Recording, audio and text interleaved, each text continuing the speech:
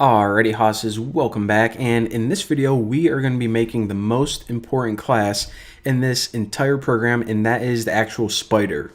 So we already made this class right here, and all this class does is essentially whenever we connect to a page and gather that HTML, we can throw it in here and it's going to give us all of the links from that HTML. But the thing is, we don't even have any HTML yet. I mean, we took a look at a quick demo, but we can't even connect to pages yet.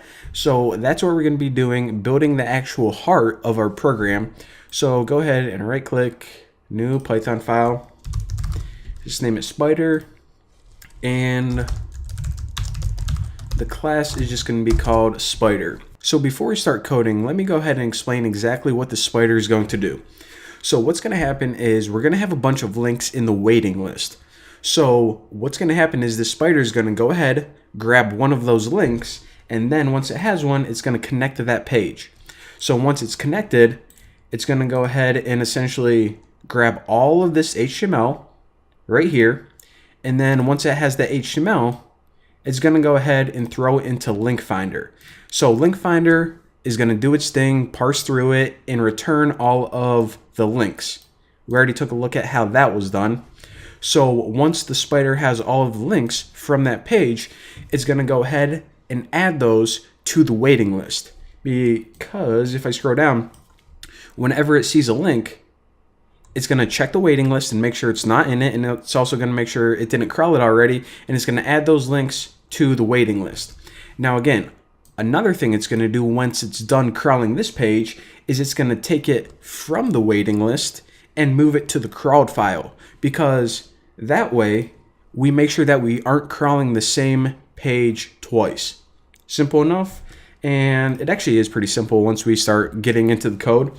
But before we start, just start making some functions, methods, whatever, I want to talk to you guys about a problem, and that is this. So here's a little thingy I made in Photoshop real quick with my awesome graphic design skills. And we already see that, all right, so this is a spider. It has a waiting list right there. It basically is full of links. It's going to take one of those links, crawl the page, get all the links, and then plop that page into crawled to make sure it doesn't crawl it again. And all of the links that it found, it's going to add it to the waiting list if they weren't there already, and do its thing until all of the pages on your website are crawled. So look what happens whenever we try to make another spider. Because, we want this program to be fast. So we can just develop it so we have one spider running at a time. But imagine if Google only could crawl one web page at a time. No bots do this, and it's terribly efficient, even if you're just using this for your own website. All right, so we made the spider class. Now let's go ahead and make another instance of it, so we can run this on our website again, and look at this. So we're going to have all these spiders running, and everything is going to work 3 times as fast. Wait a minute. You see, the thing is, these spiders, they each have their own individual class variables. They have their own waiting list and their own crawled list. So how the heck is this spider, this second one, supposed to know what's in spider's 1 waiting list?